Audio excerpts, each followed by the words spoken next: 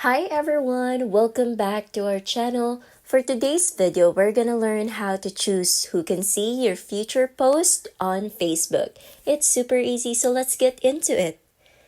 Now the first thing that we need to do is open the Facebook app on our phone and click on the menu button located at the bottom right corner of your screen.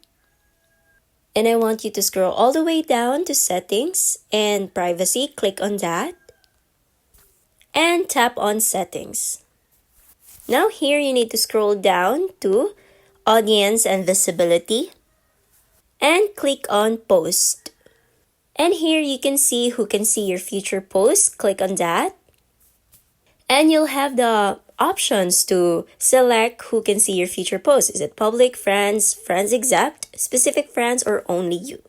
And that's it. That's how you choose who can see your future post on Facebook.